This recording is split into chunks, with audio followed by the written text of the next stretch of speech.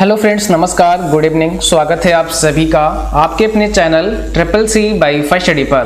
तो आप सभी के लिए आज के इस क्लास में 30 मोस्ट इंपॉर्टेंट क्वेश्चन करेंगे और ये सभी प्रश्न आप सभी के लिए काफ़ी इंपॉर्टेंट हैं। आज का ये क्लास नंबर 4 है। इससे पहले के 3 क्लास आप सभी को करा चुके हैं। अगर आपने वो तीनों क्लास नहीं देखे हैं तो उसका लिंक आपको नीचे डिस्क्रिप्शन बॉक्स में दिया गया है, वहां से वो तीनों क्लास आप देख सकते हैं। ठीक है। और इससे पहले आप सभी को बता दें, अगर आप ट्रिपल सी एग्जाम के लिए ऑनलाइन मॉक टेस्ट देना चाहते हैं तो आप हमारी वेबसाइट www.triplec.com पर जरूर विजिट करें। यहाँ पर आपको ढेर सारे ऑनलाइन मॉक टेस्ट हिंदी और इंग्लिश में मिल जाएंगे। साथ ही साथ आप यहाँ से इंपॉर्टेंट क्वेश्चन आंसर और उनके पीडीएफ भी डाउनलोड कर सकते हैं। ठीक है, चलिए शुरुआत करते हैं। आप सभी का मोस्ट वेलकम है और सभी साथी भाई जल्दी से एक बार क्लास को शेयर कर दें ताकि और भी बच्चे और भी साथी इस क्लास को ज्वाइन कर सकें। आज की इस क्लास में भी काफी इंपॉर्टेंट प्रश्न आप सभी के लिए लेकर आए हैं जो आपके ट्रिपल सी एग्जाम के लिए बहुत ही इंपॉर्टेंट है। ठीक है, तो सभी साथी सेशन को लास्ट तक जरूर करें। चलिए, तो आज का सबसे पहला प्रश्न आपके स्क्रीन पर आ चुका है और सबसे पहला प्रश्न आपसे क्या पूछा है, कंप्यूटर का नियंत्रण केंद्र किसे कहते हैं? बताइए, कंप्यूटर का नियंत्रण केंद्र किसे कहते हैं? कौन सा यहाँ पे करेक्ट आंसर है? इस क्लास में भी 30 प्रश्न होंगे आज की। ठीक है, और 2 प्रश्न हम आपसे पूछेंगे इस क्लास के लास्ट में, और जो कल 2 प्रश्न हमने आपसे पूछे थे उनके जवाब इसी वीडियो में अंत में आपको मिल जाएंगे। ठीक है, और बहुत सारे बच्चों ने करेक्ट आंसर भी भेजे हैं तो उनके नाम भी आपको लास्ट में मिलेंगे। ठीक है, तो यहाँ पे कंप्यूटर का नियंत्रण केंद्र किसे कहते हैं? कीबोर्ड, सीपीयू, प्रिंटर या फिर मॉनिटर को? बताइए। पहले क्वेश्चन का राइट आंसर करना है और भाई शेयर करो जल्दी से। अभी जो भी बच्चे आ चुके हैं आप लोग शेयर करो ताकि और भी बच्चे और भी साथी इस क्लास को ज्वाइन कर सकें। तो याद रखना है, यहां पर हो जाएगा सीपीयू, सेंट्रल प्रोसेसिंग यूनिट, जो कि कंप्यूटर का नियंत्रण केंद्र होता है। ठीक है, इसे ब्रेन भी कहते हैं, ब्रेन ऑफ कंप्यूटर। कंप्यूटर का मस्तिष्क किसे कहते हैं? सीपीयू को ही कहते हैं, क्योंकि सेंट्रल प्रोसेसिंग यूनिट जो सीपीयू होता है ये कंप्यूटर का नियंत्रण केंद्र होता है। ठीक है, याद रखना है। तो ऑप्शन बी करेक्ट है यहाँ पे। अगला प्रश्न आपसे पूछा है, एक वर्कशीट का डिफॉल्ट हेडर है यूजर नेम, डेट और टाइम, सीट, टैब नेम, उपर्युक्त में से कोई नहीं। एक वर्कशीट का डिफॉल्ट हेडर है।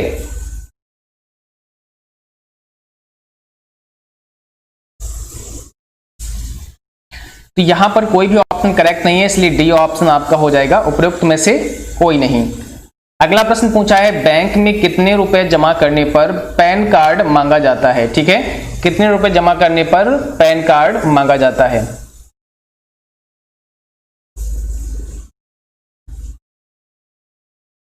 चलो भाई जल्दी से जवाब भेजो। तो यहाँ पे पहला ऑप्शन करेक्ट हो जाएगा। ठीक है, फर्स्ट ऑप्शन करेक्ट हो जाएगा, 50,000 या उससे अधिक। और अगला प्रश्न पूछा है, ईमेल में यूजर नेम व डोमेन नेम को अलग किया जाता है। जो ईमेल एड्रेस होता है उस ईमेल एड्रेस में एक आपका यूजर नेम होता है, एक आपका यूजर नेम होता है और ये क्या होता है, एक आपका डोमेन नेम होता है। ठीक है, एक आपका डोमेन नेम होता है। तो इन दोनों को अलग कौन करता है या जोड़ता कौन है? ठीक है, अलग या जोड़ता बात बराबर है, समझ लो आप। ठीक है, तो यूजर नेम और डोमेन नेम के बीच में एक कैरेक्टर होता है, उसको पूछा है। तो यहाँ पे करेक्ट आंसर क्या हो जाएगा? पहला हो जाएगा आपका @ का सिंबल जो होता है ना, ये आपके यूजर नेम को और डोमेन नेम को अलग करता है। ठीक है, अब जैसे मान लिया यहाँ पे एक मेल में लिख रहा हूँ, अपना ही लिख रहा हूँ, info.triplec.wifi, ठीक है, स्टडी, उसके बाद @gmail.com। यहाँ पे क्या लिखा? @gmail.com। तो ये जो आपका है ये वाला क्या है? यूजर नेम है। info.triplec.wifi स्टडी आपका यूजर नेम है और ये @ का सिंबल लगा हुआ है। इसके बाद gmail.com क्या है? ये आपका डोमेन नेम है। ठीक है, तो यहाँ पर क्या है, जो आपका यूजर नेम है और यहाँ पे आपका डोमेन नेम है, इसको अलग कौन करता है? ये @ का सिंबल बीच में होता है। ठीक है, याद रखना है। अगला प्रश्न क्या है, UFS का फुल फॉर्म क्या है? UFS का पूरा नाम पूछा है आपसे, जल्दी से जवाब भेजिए, क्या होगा करेक्ट जवाब यहाँ पे?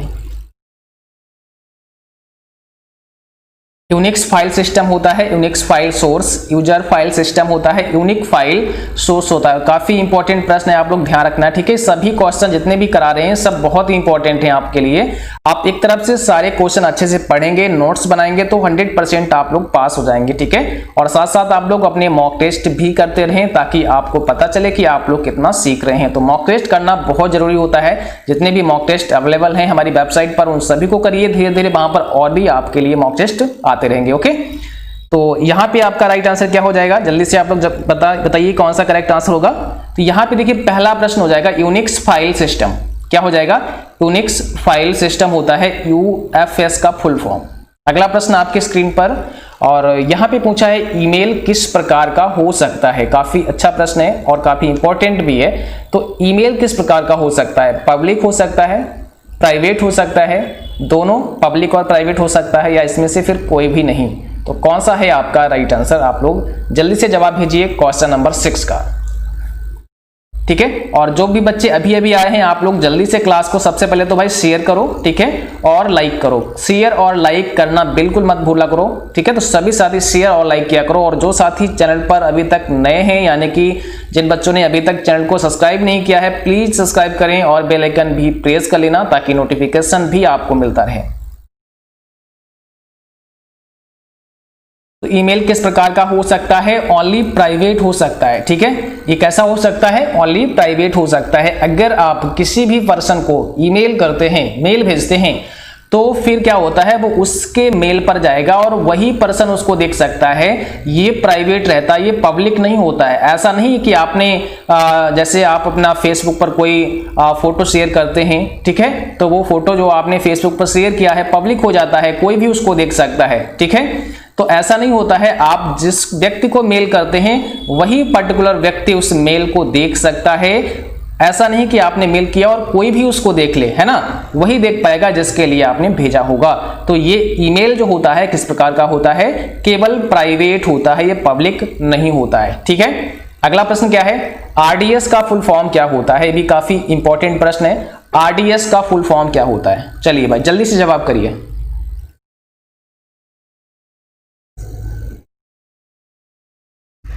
आरडीएस का फुल फॉर्म क्या होता है, आप लोग जल्दी से जवाब भेजिए। और यहाँ पे जो करेक्ट जवाब है ऑप्शन बी है, रिमोट डेस्कटॉप सर्विस। ध्यान रखना है, रिमोट डेस्कटॉप सर्विस होता है आरडीएस का फुल फॉर्म। अच्छे से रट लेना, ठीक है, ताकि भूलना नहीं कभी भी आगे, बहुत अच्छे से आपको पढ़ना है। अगला प्रश्न क्या है, देखिए टेबल इंसर्ट करने के लिए किस शॉर्टकट कुंजी का प्रयोग करते हैं। टेबल इंसर्ट करना है अगर आपको तो किस शॉर्टकट कुंजी का प्रयोग करेंगे, F12, control F12, shift F12 या ऑल ऑफ दीज सभी। चलिए भाई कौन सा यहां पे करेक्ट आंसर होगा आपका, जल्दी से जवाब भेजिए। टेबल इंसर्ट करना है तो कौन सी शॉर्टकट की कुंजी आपको प्रेस करनी पड़ेगी। और हमने शॉर्टकट का एक वीडियो बनाया है जिस पर सारी शॉर्टकट की प्रैक्टिकल आपको समझाई हैं। अगर आपने देखा होगा तो आपको पता होगा, नहीं देखा है तो उस वीडियो को भी आप जरूर देख लेना, ठीक है।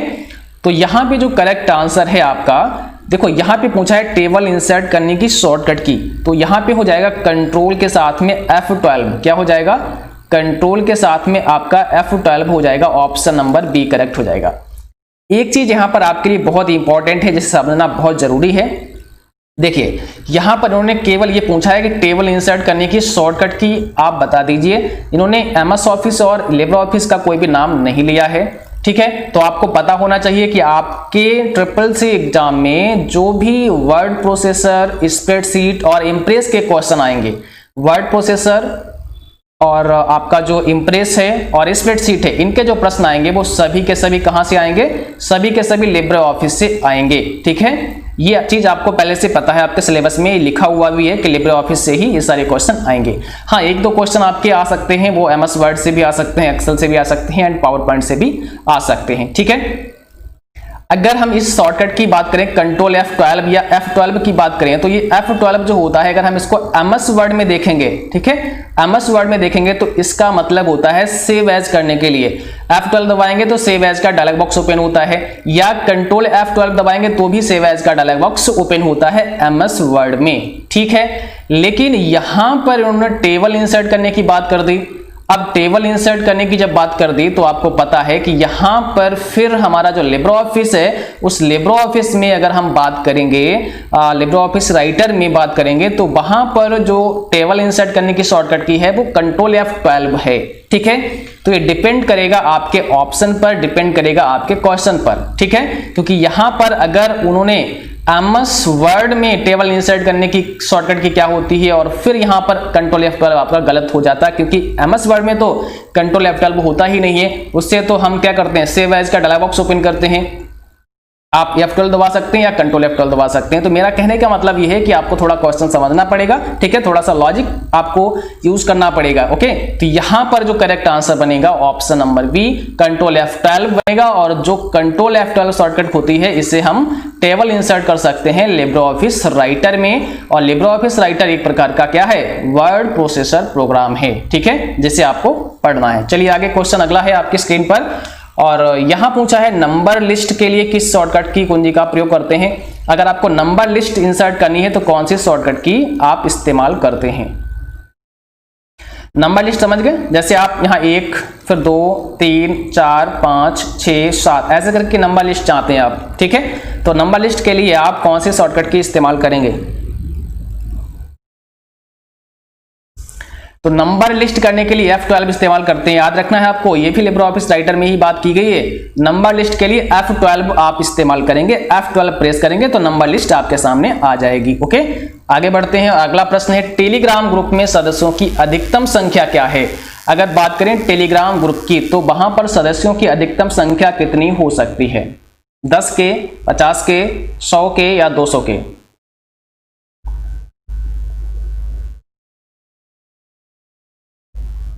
चलिए, टेलीग्राम ग्रुप में सदस्यों की अधिकतम संख्या कितनी हो सकती है, तो क्या होगा आपका सही जवाब। काफी इंपॉर्टेंट प्रश्न है और याद रखना है आप सभी, यहां पर 200 के, 200 के यानी कि 2 लाख कितनी हो सकती है, 2 लाख हो सकती है। ठीक है, के का मतलब क्या होता है, के का मतलब होता है 1000, याद रखना है, के का मतलब होता है 1000। ठीक है, तो यहाँ पे 200 के मतलब 2 लाख। तो टेलीग्राम ग्रुप में सदस्यों की संख्या कितनी हो सकती है, 200 के या 2 लाख हो सकती है। अगला प्रश्न क्या है, भारत का कौन सा लोकल सर्च इंजन जो दुकानों का विवरण रखता है।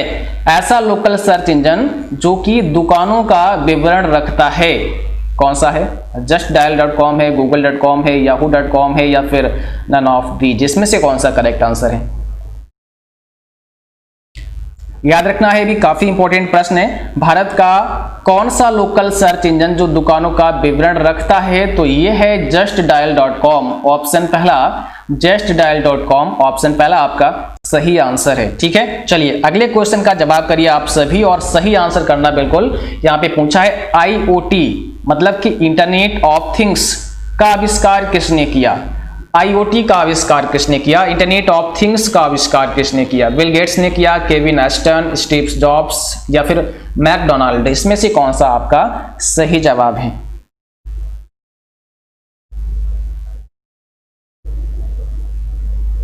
चलो भाई, क्वेश्चन नंबर 12 आपकी स्क्रीन पे है और आप सभी जल्दी से जवाब भेजो, क्या हो जाएगा सही जवाब।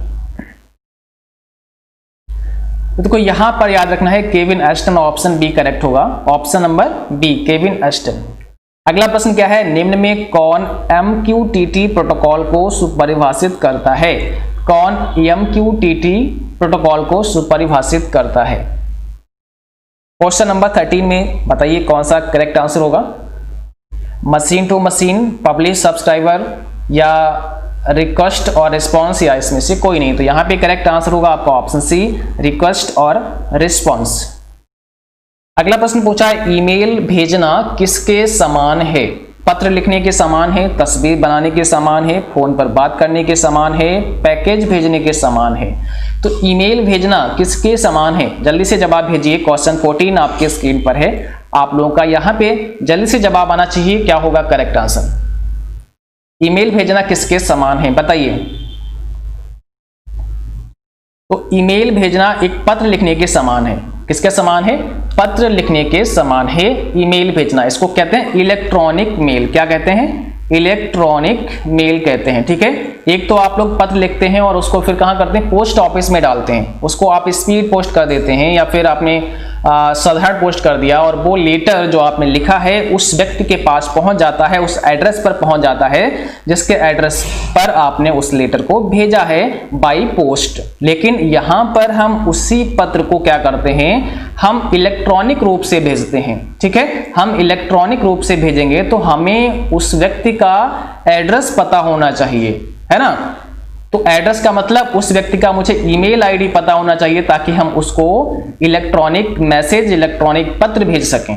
ठीक है, तो ईमेल भेजना पत्र लिखने के समान ही है, बस ये इलेक्ट्रॉनिक होता है। जैसे आपने मेल किया उसके पास पहुंच जाता है और वो मेल आपका बाई पोस्ट जाता है। ठीक है, तो इतना सा फर्क होता है। बाकी ईमेल लिखना आप इसको बोल सकते हैं कि ईमेल भेजना जो है वो पत्र लिखने के समान ही है। ठीक है, अगला प्रश्न क्या है, कैल्क में चार्ट इंसर्ट, कैल्क में चार्ट किस विकल्प द्वारा क्रिएट किया जाता है। कैल्क, अब देखो कैल्क क्या है, सभी परिचित हैं कैल्क से, तो बहुत बार डिटेल में इससे बात की मैंने। कैल्क से सभी परिचित होंगे ना, स्प्रेडशीट प्रोग्राम है। क्या है, एक स्प्रेडशीट प्रोग्राम है। किसका है, लिब्रे ऑफिस का है। तो लिब्रे ऑफिस का एक स्प्रेडशीट प्रोग्राम है और किसके समान है, ये बिल्कुल एक्सेल के समान है। जो एक्सेल का काम है वही किसका, कैल्क का भी काम है। एक्सेल का काम है वही कैल्क का काम है। एक्सेल भी स्प्रेडशीट है और आपका जो कैल्क है वो भी स्प्रेडशीट प्रोग्राम है। स्प्रेडशीट क्या होता है, जहां पर रोज एंड कॉलम होते हैं, जहां पर ऐसे कॉलम और ऐसे ऐसे रो होते हैं और इनमें आप कुछ कैलकुलेशन भी कर सकें। ठीक है, इस पे आप साधारण काम नहीं करते हैं, इस पर साधारण आप कोई रिज्यूमे, कोई आप बायोडाटा, कोई आप टाइपिंग साधारण नहीं करते हैं, इस पर कोई मैथमेटिकल काम करते हैं। हम यहाँ पर कैलकुलेशन भी करते हैं साथ साथ में। ठीक है, जैसे आपको बच्चों के रिजल्ट कार्ड बनाने हैं और बच्चों के रिजल्ट कार्ड में पता लगा किसी के हिंदी में नंबर आए हैं 35, किसी के पता लगा 47 आए हैं, किसी के 40 आए हैं, सबके अलग अलग नंबर आए, हिंदी, इंग्लिश, मैथमेटिक्स, साइंस सबके, और हम सबके नंबर का योग करना चाहते हैं। तो इसके लिए हम कैलकुलेटर नहीं उठाएंगे, हम इसके लिए अपने एक्सेल में ही उस नंबर को बाई फार्मूले से ऐड करेंगे। तो इसमें हम अलग अलग फार्मूले यूज कर सकते हैं, जैसे हम जोड़ कर सकते हैं, गुणा कर सकते हैं, भाग कर सकते हैं, घटा सकते हैं, बहुत सारे ऐसे हम कार्य कर सकते हैं यहाँ पर इस स्प्रेडशीट की मदद से। ठीक है, तो याद रखना है ये कैल्क और एक्सेल दोनों एक समान है, दोनों स्प्रेडशीट हैं। ठीक है, ये आपका जो है एमएस ऑफिस का है एक्सेल और ये आपका लिब्रे ऑफिस का है। तो अलग अलग कंपनियां हैं जिन्होंने अलग अलग सॉफ्टवेयर बनाए हैं। ठीक है, उन सॉफ्टवेयर का काम सेम एक ही है। जैसे आपने देखा होगा मोबाइल तो बहुत सारे हैं लेकिन अलग अलग कंपनियों के मोबाइल हैं, कुछ आपको सैमसंग के मिलते हैं, कुछ किसी के मिलते हैं, कुछ किसी के मिलते हैं। तो इसका मतलब है कि सबका काम तो एक ही है लेकिन कंपनी अलग अलग है। ठीक है, तो यहां पर कैल्क में चार्ट किस विकल्प द्वारा क्रिएट होता है, कैल्क तो आप समझ गए। अब ये बताना है कि अगर हम कैल्क प्रोग्राम के अंदर चार्ट को इंसर्ट करना चाहें, तो बनाना चाहें, तो किस विकल्प से बना सकते हैं। तो पहला ऑप्शन ही करेक्ट है, चार्ट विजार्ड से। ठीक है, पहला ऑप्शन ही करेक्ट है, चार्ट विजार्ड से आप बना सकते हैं। और हर सॉफ्टवेयर का इंटरफेस थोड़ा बहुत चेंज होता है, तो कैल्क और एक्सेल में भी थोड़ा बहुत फर्क मिलेगा आपको, इसका जो इंटरफेस होगा वो चेंज होगा। ठीक है, और इसी इंटरफेस को समझना है, पढ़ना है, सीखना है। ओके, आगे अगला क्वेश्चन है, वेब पेज को रिलोड करने के लिए बटन दबाएं। वेब पेज को रिलोड करने के लिए कौन सा बटन प्रेस करते हैं ताकि आपका वेब पेज रिलोड हो जाए फिर से।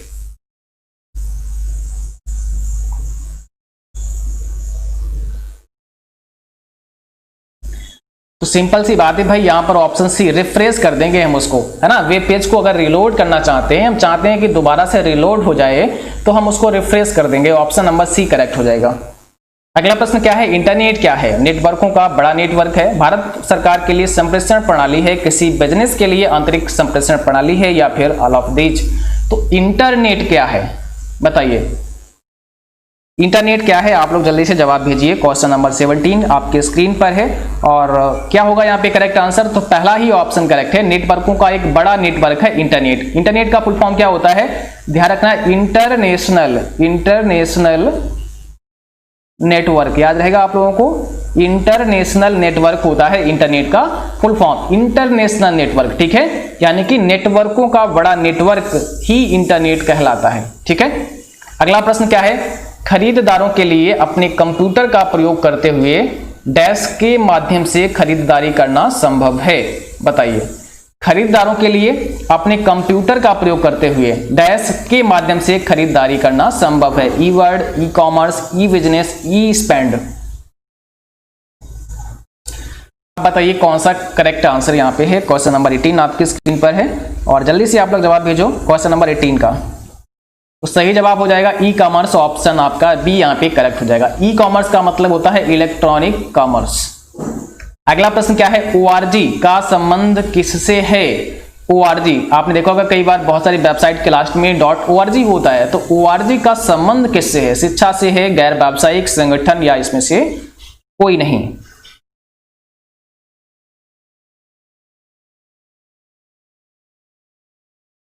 चलो भाई जल्दी से जवाब भेजो क्वेश्चन नंबर 19 और इसका सही जवाब है ऑप्शन सी, संगठन से।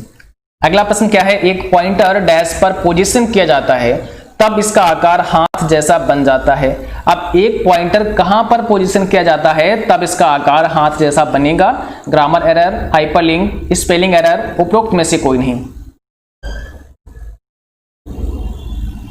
ठीक है, चलिए भाई क्वेश्चन आपकी स्क्रीन पर है, आप लोग जवाब करिए। एक पॉइंटर जब हाथ जैसा बन जाए तो वो समझ लो कहां पर पॉइंट हो रहा है, किस जगह पर वो है, तभी हाथ जैसा बन जाता है।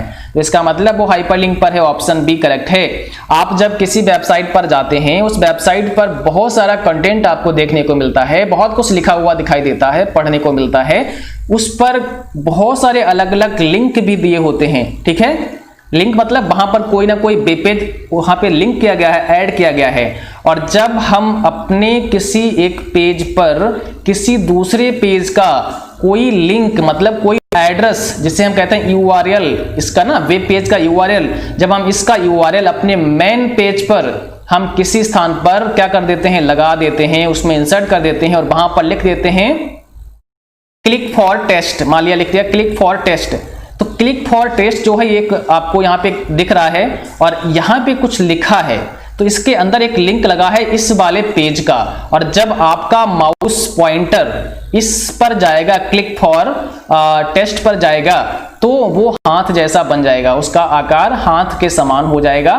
ठीक है, हैंड शेप में आ जाएगा। तो समझ जाना, जब भी आपका माउस पॉइंटर हैंड शेप में आए तो समझ लेना कि इस पर कोई ना कोई हाइपरलिंक लगा है। अगर आप उस पर क्लिक करेंगे तो आप अगले पेज पर चले जाएंगे, जो लिंक उस पेज पर वहां पे उस टेक्स्ट में दिया होगा।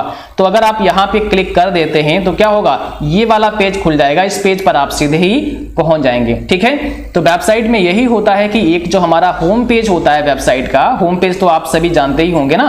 होम पेज क्या होता है, जब आप पहली बार किसी भी वेबसाइट पर विजिट करते हैं तो फर्स्ट में जो पहली बार में जो पेज आपको दिखाई देता है वो आपका होम पेज होता है। उसी होम पेज पर जितने भी पेजेस हैं उस वेबसाइट के अंतर्गत, उन सभी के आपको लिंक्स मिलते हैं, सभी के वहां पर आपको यूआरएल दिखाई देते हैं, मींस वहां पे लिंक मिलते हैं और उस पर जब आप क्लिक करते हैं तो वहां से फिर अलग अलग पेजेस पर जा सकते हैं। ठीक है, तो ये होता है हाइपरलिंक, जिसकी कुछ और भी पहचान है। जैसे इसका जो बाय डिफॉल्ट कलर की बात करें तो ये ब्लू कलर का हो जाता है, इसके नीचे एक अंडरलाइन भी आ जाती है।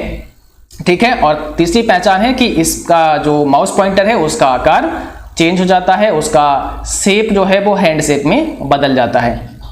अगला प्रश्न क्या है, वह डिवाइस जो 2 या 2 से अधिक नेटवर्कों को जोड़ता है। वह डिवाइस जो 2 या 2 से अधिक नेटवर्कों को जोड़ता है, क्या होगा यहाँ पे करेक्ट आंसर। तो यहाँ पे हो जाएगा ऑप्शन पहला गेट, याद रखना है ऑप्शन पहला करेक्ट हो जाएगा। और अगला प्रश्न क्या है, भारत में सर्वप्रथम किस राज्य ने इंटरनेट पर टेलीफोन डायरेक्टरी उपलब्ध करी। किस राज्य ने सबसे पहले इंटरनेट पर टेलीफोन डायरेक्टरी उपलब्ध कराई, सिक्किम, अरुणाचल प्रदेश, बिहार या फिर उत्तर प्रदेश। कौन सा यहाँ पे करेक्ट आंसर है, तो यहाँ पे याद रखना है ऑप्शन पहला हो जाएगा सिक्किम। ठीक है, फर्स्ट ऑप्शन आपका एक करेक्ट होगा।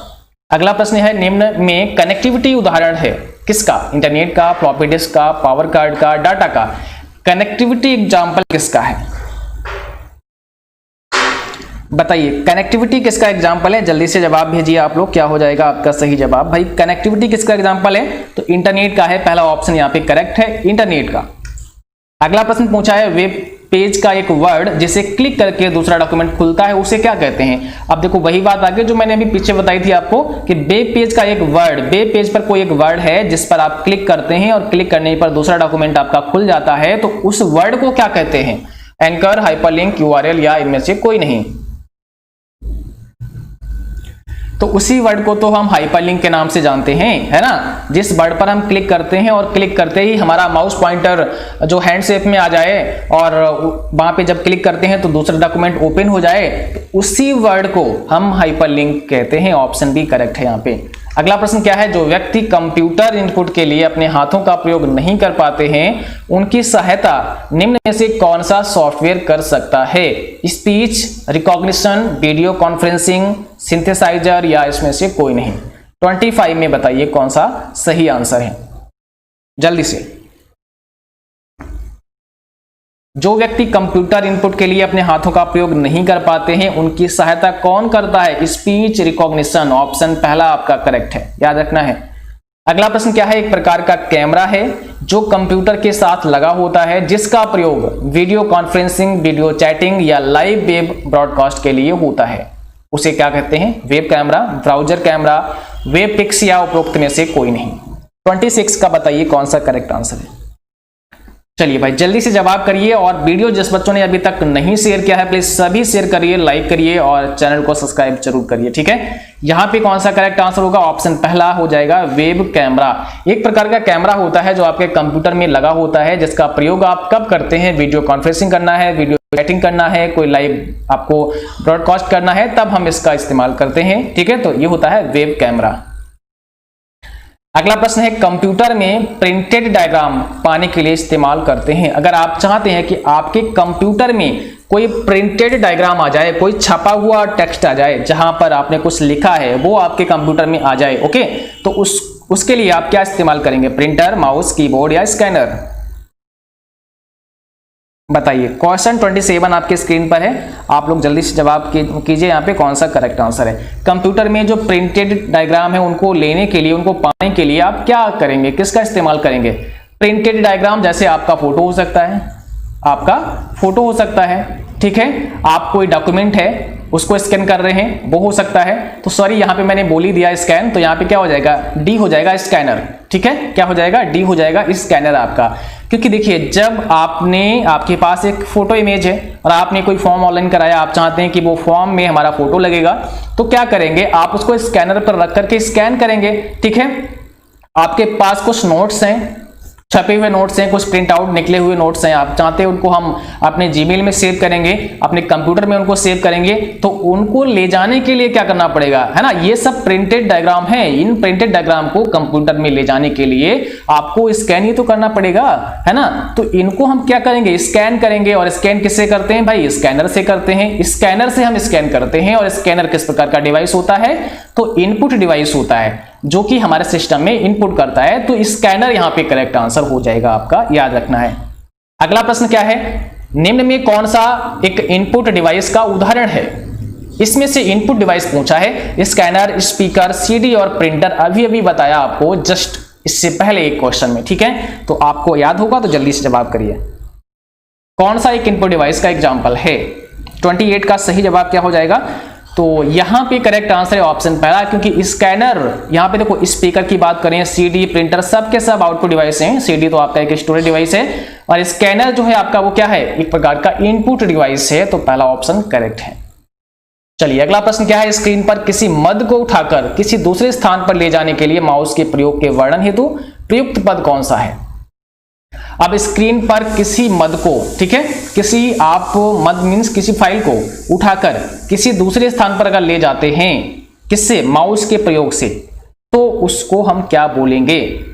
Click, double click, drag and drop या इनमें से कोई नहीं?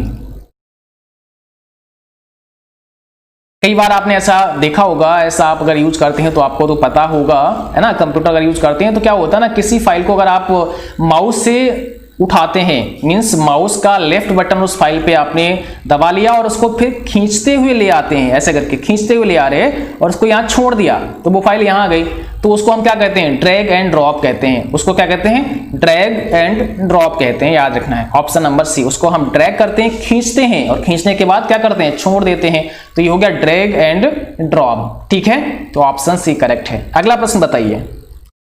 अगला प्रश्न है, OMR से संबंधित कौन सा कथन सही है?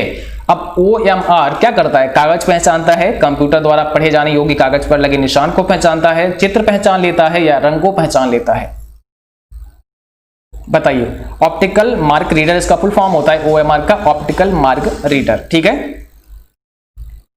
तो क्या करता है OMR से संबंधित इसमें एक पद है, वो आपको आंसर करना है। जब आप लोग एग्जाम देते हैं तो वहां पर भी आपको एक OMR सीट मिलती है ना, उस पर अपना एग्जाम देते हैं, उसके बाद में कॉपी आपकी चेक होती है, तो वो कॉपी कंप्यूटर से ही चेक होती है। तो OMR से संबंधित इसमें कौन सा पद सही हो सकता है, याद रखना है ऑप्शन बी, कंप्यूटर द्वारा पढ़े जाने योग्य कागज पर लगे निशान को ही ये पहचानता है। कंप्यूटर द्वारा पढ़े जाने योग्य निशान को पहचानता है, याद रखना है, ठीक है। इसलिए आपसे कहा जाता है ना कि जब आप एग्जाम में बैठते हैं तो वहां पे क्या होता है, वो गोले होते हैं ना, उसको आपको क्या ऐसे गोले पोतने पड़ते हैं, उनको ऐसे फिल करना पड़ता है। तो आपसे बोला जाता है कि भाई सही से फिल करना, कहीं ऐसा ना हो टेढ़ा मेढ़ा ऐसे करके पोत दो आप, या पोतो ही मत, उसमें हल्का सा निशान लगा दो, ऐसा नहीं करना, सही से आपको गोले पोतने होते हैं, नहीं तो कंप्यूटर उसको नहीं पढ़ पाएगा, नहीं समझ पाएगा। ओके, तो याद रखना है OMR से संबंधित पद जो ठीक है यहाँ पे वो कौन सा है, कंप्यूटर द्वारा पढ़े जाने योग्य कागज पर लगे निशान को पहचानता है, ऑप्शन बी करेक्ट हो जाएगा, ठीक है। चलिए आज के 2 प्रश्न आपके लिए हैं जो आपको इस क्लास के खत्म होने के बाद कमेंट बॉक्स में लिखने हैं और इसके जवाब अगली क्लास में हम आपको देंगे, और जो बच्चे सही जवाब भेजेंगे उनके नाम भी बताएंगे, ठीक है। और कल के भी बहुत सारे क्वेश्चन पूछे थे, 2 प्रश्न पूछे थे, उनके जवाब भी आए हैं, आज इस क्लास में अभी अंत में हम उनको भी बताएंगे। तो पहला सवाल क्या है, स्कैनर से संबंधित कौन सा कथन सत्य है, स्कैनर से संबंधित कौन सा कथन सत्य है। ऑप्शन में है यह डिजिटल इमेज को ऑप्टिकल इमेज में परिवर्तित करता है, यह प्रत्येक इमेज को डिजिटल इमेज में परिवर्तित करता है, या दोनों, या फिर इसमें से कोई नहीं। ये तो हो गया पहला प्रश्न। दूसरा है ISP अपने नेटवर्क के बीच में इंटरनेट ट्रैफिक का आदान प्रदान करता है। अब इंटरनेट एक्सचेंज पॉइंट द्वारा, सब्सक्राइबर अंत बिंदु द्वारा, ISP अंत बिंदु द्वारा, या उपरोक्त में से कोई नहीं। 2 प्रश्न हैं, ठीक है। इन दोनों के जवाब आपको कमेंट बॉक्स में करने हैं, ठीक है। इन दोनों के जवाब आपको कमेंट बॉक्स में करने इस वीडियो के खत्म होने के बाद। और कल जो हमने प्रश्न आपसे पूछे थे उसमें पहला प्रश्न था निम्न में कौन सा वैलिड नेटवर्क का प्रकार नहीं है, कौन सा वैलिड नेटवर्क का प्रकार नहीं है, ठीक है। और इसका जो सही जवाब था वो था ऑप्शन सी वैन, ये वैलिड नेटवर्क नहीं है। अगर हम नेटवर्क की बात करें तो लैन एक हो गया हमारा, लोकल एरिया नेटवर्क हो गया, ठीक है। उसके बाद मैन हो गया हमारा, मेट्रोपॉलिटन एरिया नेटवर्क हो गया, और वैन हो गया हमारा जो WAN वैन है, ये हो गया वाइड एरिया नेटवर्क। लेकिन ये VAN वैन ये वैलिड नहीं था, तो ऑप्शन सी यहाँ पे करेक्ट है। क्वेश्चन नंबर 2 में फोर्ट्रान, एल्गोल, पास्कल आदि भाषाओं को सिखाने के लिए किस भाषा को नींव का पत्थर कहा जाता है, तो ये वो भाषा है वेसिक, ऑप्शन बी, ठीक है, याद रखना है वेसिक, ऑप्शन बी यहाँ पे करेक्ट है। और बहुत सारे बच्चों ने इनका सही जवाब भेजे हैं, जिसमें सबसे पहला जवाब है अवधेश कुमार, हरदोई उत्तर प्रदेश से हैं, इन्होंने करेक्ट भेजा है। दीक्षा चौरसिया, इन्होंने भी बिल्कुल सही भेजा है। सुनीता राजपूत ने भी करेक्ट भेजा है। स्वांगी यादव ने भी बिल्कुल सही जवाब किया है। प्रतिभा यादव ने भी बिल्कुल सही जवाब किया है। माधुरी यादव ने भी बिल्कुल सही जवाब किया है। अंकित अवस्थी ने भी बिल्कुल सही जवाब किया है। और रोशन कुमार ने भी करेक्ट आंसर भेजा है। टीचिंग क्लास ने भी बिल्कुल करेक्ट आंसर भेजा है। सीमा कुमारी बिल्कुल करेक्ट जवाब भेजा है। राहुल जेंगीड बिल्कुल सही जवाब भेजा है। दलवीर सिंह बिल्कुल करेक्ट भेजा है। राजकुमार और सुचित्रा यादव ने भी बिल्कुल करेक्ट जवाब भेजा है। तो इन बच्चों के बिल्कुल करेक्ट जवाब थे, ठीक है। और आप लोग जो आज प्रश्न पूछे उनके जवाब करिए, और अगली क्लास में भी हम आप सभी के नाम डिस्प्ले करेंगे जिन बच्चों के जवाब बिल्कुल सही होंगे, ठीक है। तो आज की क्लास बस यहीं तक। उम्मीद करता हूं क्लास सभी को पसंद आई होगी। क्लास अच्छी लगी उसको लाइक करना, शेयर करना, ठीक है। और जो साथी चैनल पर नए हैं, पहली बार हैं, आपसे भी चैनल को सब्सक्राइब करना, बेल आइकन भी ऑन कर लेना, ताकि नोटिफिकेशन भी आप सभी को समय पर मिलता रहे। और आपसे भी हमें इंस्टाग्राम पर फॉलो कर लीजिए। कोई भी सवाल है वहां पर आप सीधे पूछ सकते हैं। इंस्टाग्राम लिंक नीचे डिस्क्रिप्शन में दिया गया है, जहां से आप फॉलो कर सकते हैं। Thanks for watching, thank you, good night to all, bye bye.